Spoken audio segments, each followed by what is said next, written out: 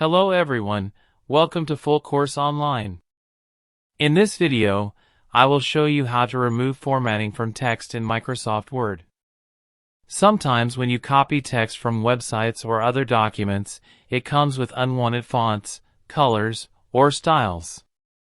Let's see how to remove it. First, open your Word document. Now select the text that contains the unwanted formatting.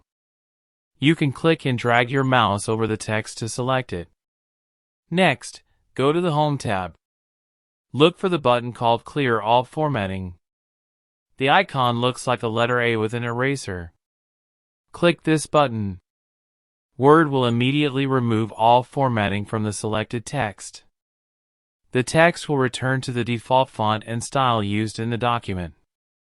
This is very useful when cleaning copied text from websites.